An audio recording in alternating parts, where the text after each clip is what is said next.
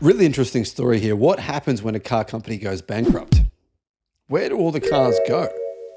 Well, interesting because dealers often end up with the cars. And I think in many cases, the people who buy them, they never even know, right? I mean, when Nissan goes bankrupt, I'm going to guess a lot of the people who continue to buy Nissans, if they do, and I'm sure there will be because they'll be very cheap, won't even know what's happened.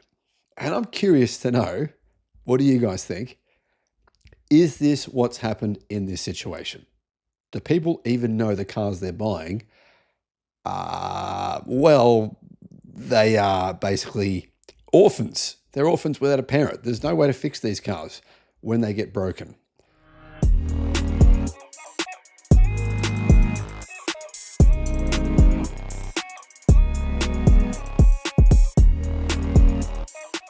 Hello, my friends. Welcome to the channel. I'm Sam Evans. You're watching the Electric Viking. Great to have you with us. If you'd like to become a YouTube member, some of the videos on the channel are just member-only videos. It's sort of a way to help support the channel. If you'd like to do that, be part of the team, I'll put a link in the description below. From a dead company, you can get EVs for the price of a Toyota Corolla, and they're actually not too bad. Henrik Fisker, right? He convinced everyone, except me, I think. Maybe there's a few of you guys that didn't fall for it as well, that Fisker was a legitimate rival to Tesla. In fact, remember that show Fisker had, this reveal when he had a pickup truck and everyone said, this is the pickup truck Tesla should have made. If only Tesla had done this, Tesla would be doing so well.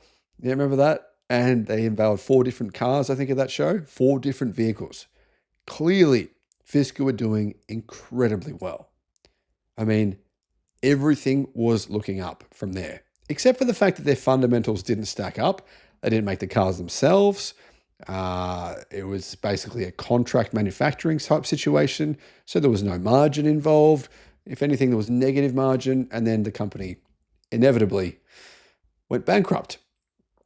Now, there is a dealer in Newport called Newport Fisker, this is California, who had, I believe, 30 Fiska Oceans. Yeah? This was the only model that Fisker managed to produce before their financial issues came about and they went bankrupt. The pickup truck that was never actually built by anyone. It was just a demonstration model. I don't even know if it ran. Anyway, they're pretty cheap. All of them have around 50 miles on the odometer, and prices range from around $23,000. For $23,000, the original price was between $41,000 to $71,000 US dollars, MSRP. So they're pretty good value. Now, I've got to say, there's some issues here because I don't know what you do when the thing breaks or has problems with it. I guess you just hope you can get it fixed by some sort of aftermarket company, which might work, maybe. But all of them are actually pretty impressive trim. They come with 564 horsepower. That's 420 kilowatt for a 0 to 60 mile an hour time at 3.9 seconds. Plus, by the way, that's 0 to 97 kilometers an hour. Plus, they get a very big battery. It's a 106 kilowatt hour battery for an EPA range of 360 miles. That's 580 kilometers. That's EPA. So WLTP, that's probably about 640 kilometers of range. Really cool, because you know what? If you bought one of these for 20,000 US dollars, you're getting a 106 kilowatt hour battery for $20,000.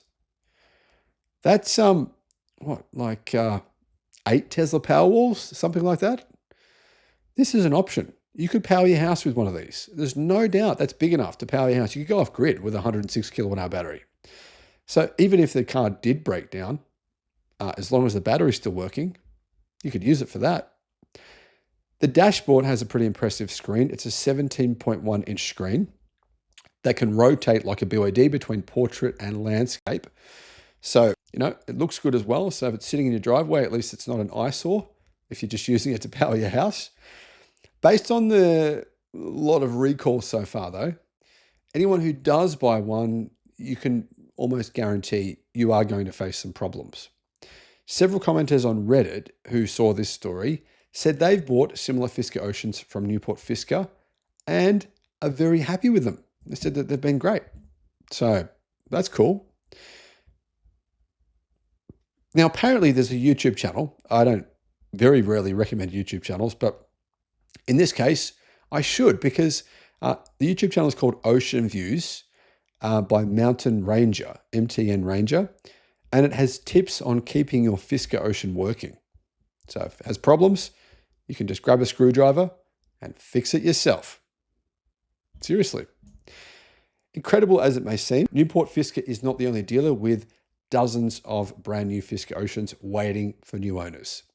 Lumen Fisker in California, which is in Folsom, has 26, but they're a bit more expensive at $30,000 US. And I think, to be honest, they're not going to sell. So actually, they're between $31,000 to $37,500.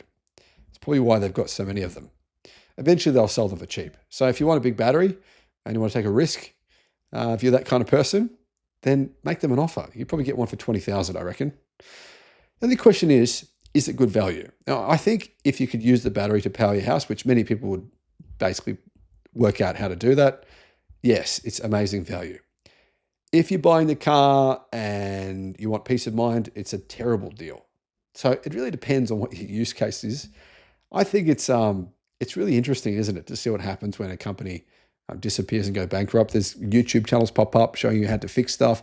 Over the years, I owe so much to YouTube.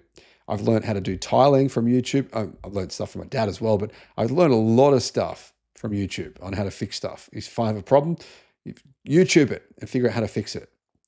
It's been amazing. So yeah, hooray to YouTube. Hooray to Fisker for giving it a shot, but also, I did warn people. I feel sorry for people who lost, billions of dollars. I did warn them so many times. I kept warning them, and they were like, "Shut up, idiot! Stop warning us. We love losing money. Why you?" I don't know, but a lot of mum and dads lost millions and millions and millions and millions, billions, literally, very literally billions of dollars on Fisker. So that's sad. But anyway, what do you guys think? Let me know what your thoughts are. Thanks for watching.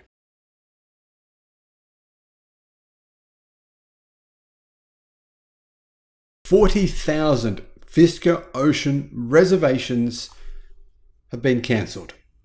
Hello, my friends. Welcome to the channel. I'm Sam Evans. You're watching the Electric Viking. Great to see you. Hope you had an amazing week.